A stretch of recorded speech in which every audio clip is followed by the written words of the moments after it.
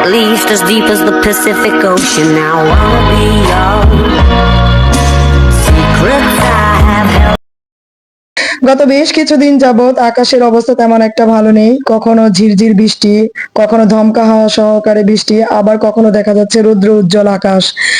এই তো জ্যৈষ্ঠ বৈশাখ মাস আসলেই অথবা আম কাঁঠালের দিনে এরকম একটু মেঘ বৃষ্টি হবে, এটাই স্বাভাবিক। তো যেদিন আমি এই ভিডিওটা করছিলাম সেদিন সকাল থেকেই ভীষণ পরিমাণে বৃষ্টি হচ্ছিল। তো সারাদিন ঝরঝর করে বৃষ্টি পড়েছিল। তো সকালবেলা চিন্তা করলাম সবজি ছিল কিছু, ওটা দিয়েই খিচুড়ি করে ফেলি, সকালে নাস্তা হয়ে যাবে।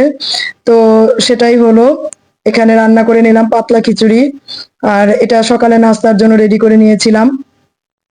আসসালামু আলাইকুম, দেশ ও দেশের বাইরে যে যেখান থেকে আমার এই ভিডিওটি দেখছেন, আশা করছি সবাই অনেক ভালো আছেন। আলহামদুলিল্লাহ, আল্লাহর অশেষ রহমতে এবং আপনাদের দোয়ায় আমরাও ভালো আছি। তো যা বলছিলাম, মেয়েদের আসল ঠিকানা হচ্ছে সংসার এবং রান্নাঘর। আর সন্তান স্বামী সেটা তো আর বলার কোনো কিছুই নেই। যেহেতু একটা সংসারে সবাই থাকে, সেখানে একটা মেয়ে সব কাজই করা লাগে। তো বাবার বাড়িতে রাজকন্যাটাও যদি একটা গরিব ঘরের স্বামীর সংসারে আসে, সেও কিন্তু শেষমেশ সবার কাছে গরিবই হয়ে যায়। আবার দেখা যাচ্ছে গরিব ঘরের মেয়ে বড় লোকের সংসারে আসলে বা বড় লোক জামাই হলে সে কিন্তু বড় লোকের বউই হয়ে যায়। এটাই স্বাভাবিক। আসলে আমাদের মেয়েদের ভাগ্যটাই এরকম। মেয়েদের সুন্দরী হওয়ার চাইতে ভাগ্যটাই বেশি জরুরি। অনেক সময় দেখা যায় অনেক সুন্দরী মেয়েদেরও কপালে অত ভালো কিছু লেখা থাকে না। আবার দেখা যাচ্ছে অনেক অসুন্দর মেয়ে, বা এটা আমার অভিমত, দেখা যাচ্ছে সংসার খুব ভালোভাবে চলছে। এটা আসলে সবকিছু সম্পূর্ণ নির্ভর করে উপরওয়ালার হাতে। তবে মেয়েদের কিন্তু রূপ যৌবনের চাইতে ভাগ্যটাই বেশি কাজ করে, যেটা আমার অভিমত বা আমি মনে করি।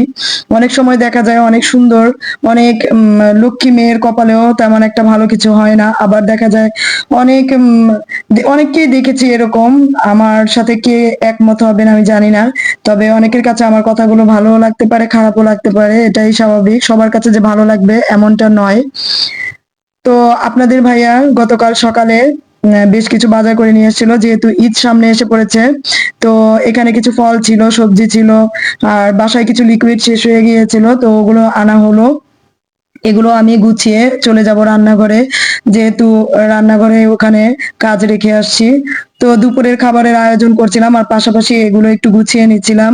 আর এগুলো না গোছালে দেখা যাবে টেবিলের উপর সব পড়ে আছে, তো এগুলো গুছাতে গুছাতে সারাদিন পার হয়ে যায়। আর বাসায় যেহেতু ছোট বাচ্চা আছে, দেখা যায় এলোমেলো করে সবকিছু ছড়িয়ে ছিটিয়ে রাখে। তো এই তো দেখতে পাচ্ছেন এখানে রান্না করে নিচ্ছি আমি। দুপুরবেলা এখানে ডাটা দিয়ে ছোট মাছ রান্না করছিলাম, এটা খেতে কিন্তু বেশ ভালো লাগে। আর সাথে একটু লতি রান্না করব।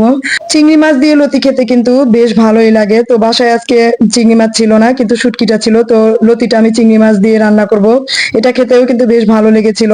তো আজকের মতো এখানেই বিদায় নিব। যদি আমার ভিডিওটি ভালো লাগে অবশ্যই লাইক এবং শেয়ার করে পাশে থাকবেন। দেখা হবে পরবর্তী ভিডিওতে। সেই পর্যন্ত সবাই ভালো থাকবেন, সুস্থ থাকবেন। আসসালামু আলাইকুম।